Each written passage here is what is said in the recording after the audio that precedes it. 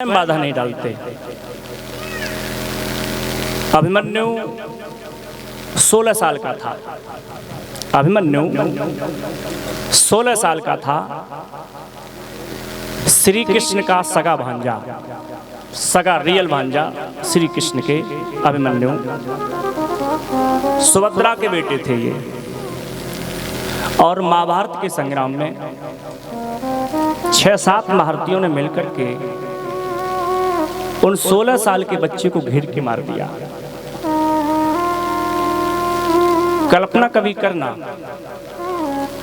कि हम भगवान को मानते हैं, भगवान को देखा नहीं है और प्रयासरत हैं भक्ति करने में, लेकिन देख पाएंगे कि नहीं देख पाएंगे किसी की गारंटी नहीं है। लेकिन श्री कृष्ण का सगा भांजा जो ननिहाल में ही पाला गया, भगवान के सानिध्य में पाला गया, द्वारका में पाला गया, भगवान की गोद में खिलाया गया, भगवान का आशीर्वाद मिला, भगवान ने ही ज्ञान दिया।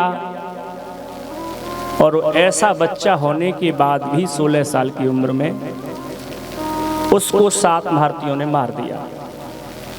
लाश सामने रखी थी। आप जानते हो कि जब कोई बच्चा मर जाता है तो माँ पर क्या बीतता है ये तो माँ जानती है। माँ के दुख का वर्णन तो कोई नहीं कर सकता। सुभद्रा ने देखा कि मेरा बेटा मारा गया, पछाड़ खाने लगी, छाती पीटने लगी, करुण क्रंदन कर रही हैं। सुभद्रा को रोते हुए देखा तो द्रौपदी पास में गई सुभद्रा के। सुभद्रा श्री कृष्ण की सगी बहन है, द्रौपदी सगी बहन नहीं है भगवान की, सौत की बहन है, इसीलिए बहन है वो।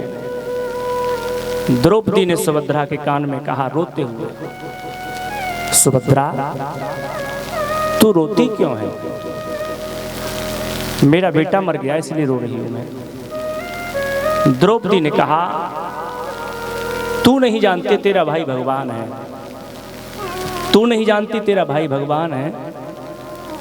जब दुशासन मेरी साड़ी खींच रहा था तब मैंने तेरे भाई को पुकारा और तेरे भाई ने मेरा चीर बढ़ाया, इतना चीर बढ़ाया कि 10,000 हाथी का बल रखने वाला दुशासन थक गया, लेकिन मेरा चीर खत्म ना हुआ। तो मैं तेरे भाई को जानती हूँ भगवान है, तो जाकर के अपने भाई से इतना कह दे कि अब तक मैंने जितनी राखी बांधी हैं, सावन का महीना आया मैं राखी बांधने तेरे पास जाती थी, सावन का महीना आया मैंने राखी बांधी, जितनी राखी तुमने बांधी हैं आज जाकर के अपने भैया से कह दो कि अगर मेरी राखियों का कुछ मोल हो तो मेरे बेटे को जिंदा कर दो, 16 साल के मेरे बेटे को जिंदा कर दो। और द्रौपदी कहती है मैं जानती हूं तेरा भैया जिंदा कर सकता है।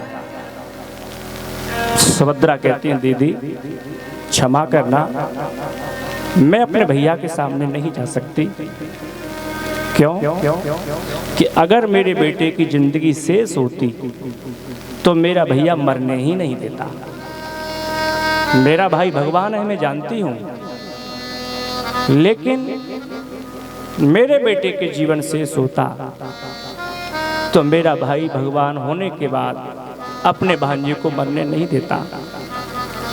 लेकिन मेरा बेटा मरा है, मुझे रो लेने दो। भगवान श्री कृष्ण कहते हैं सुभद्रा रोती क्यों हो?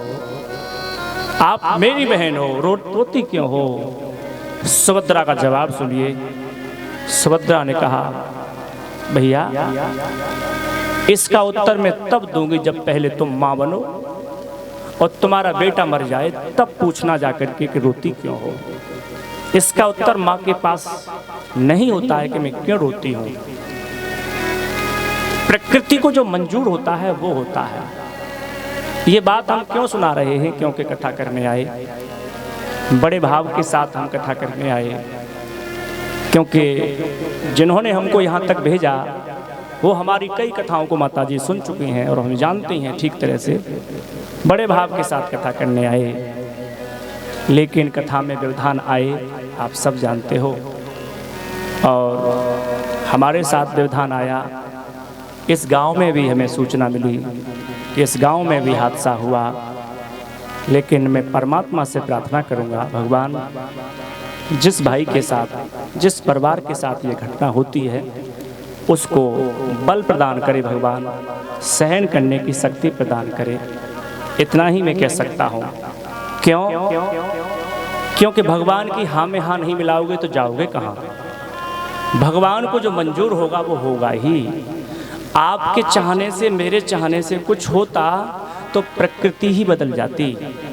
भगवान श्री कृष्ण अपने भांजे को जिंदा न कर पाए तो हम सामान्य से इंसान क्या करेंगे।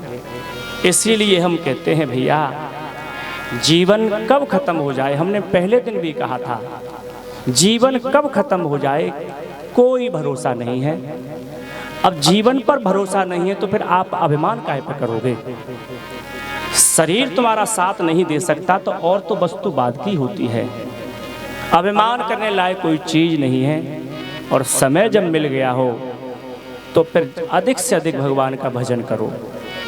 अगर मानव का शरीर लेने के बाद आपने भजन नहीं किया तो मैं निश्चित कहता हूं कि आपके भाग्य फूट गए हैं कि आपने भजन नहीं कर पाया। इसीलिए हम कह रहे हैं भाव के साथ कि सीताराम सीता